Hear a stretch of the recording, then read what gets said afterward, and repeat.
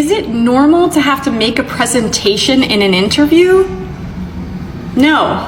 That's my short answer. No. Because there is no normal in the interview process. My name's Anna Papalia, and I teach both job seekers and hiring managers how to interview better. And did you know that 90% of hiring managers were never trained to interview? And if you've been looking for a job for a while, you know that every company has a different hiring process, a different way of doing things. It can be really frustrating as a job seeker. So if you're feeling quite uncertain in your job search, know that you are not alone. There is no normal. There are, however, best practices, and I'll talk about those in different videos. Follow me for more tips on how to interview better, and good luck in your upcoming job search. I had a fantastic second round, but the company hasn't reached back out. What should I do? Should I contact them? I get this question all of the time. My name's Anna Papalia, and I specialize in teaching people how to interview better. And interviewing is a lot like dating. Just because you think it went really well doesn't mean that they think that it went well. But either way, you should absolutely reach out, send them an email or call them. Emails are pretty easy to ignore and delete. If you call them, hopefully you'll get them live and you can ask for an update. If you leave them a voicemail and they continue to ignore you, you need to take this as a sign that they are not interested and that you should move on. Apply to other positions and take it as a sign that they simply can't tell you that they're not interested. Good luck in your job search, and follow me for more tips on how to interview better. If you're looking to put a resume together, go to shiftprofile.com, resources tab. There are two templates, a resume template that's 1 page or an executive resume template that's 2 pages. It looks like this. And here's the 1-page template. We also have one of my favorite resources to write a great resume, 100 action words, because it can get really difficult to think of new ways to say helped, assisted, managed, responsible for. There's also a top 10 list, 10 tips on writing a killer resume, which you can download. Check it out. And once you update your resume, send it to me at help@shiftprofile.com. I do free resume reviews live on TikTok. Good luck.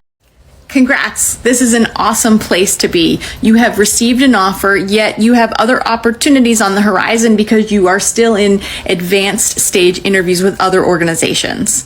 I think that this is an incredible opportunity because it does 2 things. Number 1, if you aren't willing to accept this offer that you have, it's telling you something very important, that you would rather, and that the other organizations are your top priority. They're your top choice.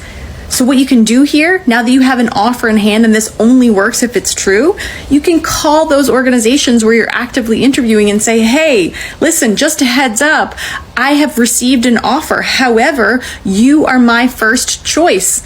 And they will either expedite the process if they want you, or they'll tell you, I'm sorry, we have another few interviews, another rounds to go. We're not sure if we can make a commitment just yet. But either way, it'll give you a lot of clarity. You're looking to get back to work after being home raising your kids, or perhaps like this commenter, you had a medical issue come up that you needed to deal with, but now you're ready to get back to work. How do you explain this gap on your resume? My name's Anna Papalia, and I've been teaching people how to interview since 2011. Previous to this, I was a director of talent acquisition, and gaps on resumes are very, very common. It is very natural and normal. We're human. Sometimes we have to step away from work. Sometimes we have to raise babies or care for aging parents. What you shouldn't do in this situation is try to cover it up or lie about it or change dates on your resume. Instead, be honest. Now, there's a point of honesty that's a little weird in this situation, because I would never talk about my children or my family in an interview because it has nothing to do with whether or not I can do the job. But if I have to explain that I've been out due to medical reasons, I would explain that. High level. I wouldn't get into the nitty gritty. I wouldn't tell too many details. And I would emphasize the fact that I'm healed now, I'm better, or the kids are grown, or I'm ready to get back to work. That's what they want you to highlight. Remember, don't get too personal in interviews. Focus on work. Focus on why you want to get back to work and your transferable skills and the passion you have for the position. I hope this helps, and I hope you're not deterred by having a gap on your resume. It's very, very common. Follow me for more tips to interview better, and good luck in your upcoming interviews. Cover letters are totally outdated and no one reads them, but there is one instance when it's really important that you have one. My name's Anna Papalia, and I teach people how to interview better. And if you are looking to change industries, let's say you are currently a teacher, but you want to get into marketing, then a cover letter is the perfect place, the perfect opportunity for you to explain your transferable skills and why you want to get into marketing. See, you can't do that ahead of an interview in any other place besides an email or a cover letter to that recruiter. So use the cover letter as this opportunity to talk about what's going to make you great at marketing, given your previous experience. If you'd like an example cover letter or more help on interviewing better, get a Shift profile and follow me for more tips on how to interview better. Good luck.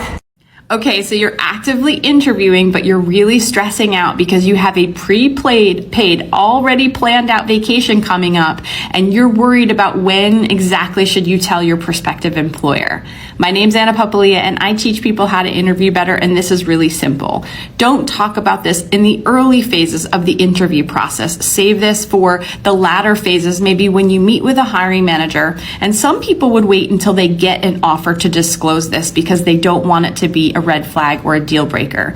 You can absolutely not wait until your first day and spring it on your hiring manager. You need to let them know when they make you an offer, and 99% of the time they're going to be fine with it because it was pre-planned. You may also need to negotiate some more PTO to cover a 3-week vacation. Follow me for more tips on how to interview better and negotiate salaries, and good luck in your upcoming interviews.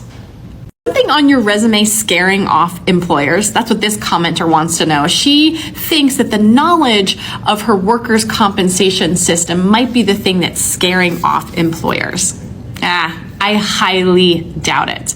Because if you're being hired for that knowledge, it's not something that's going to scare them off. Here are 2 reasons why you might not be getting a job, and it has nothing to do with scaring off an employer. Number 1, if you can't seem to get an interview, it's because your resume probably isn't the best that it could be. Because your resume is the thing that really gets your foot in the door and gets you interviews. So maybe you need to modernize it, improve it, have other people look over it. But if you can get interviews and you have no problem scheduling interviews, but your issue is you can't get past the first round, then that means it's your interview skills. And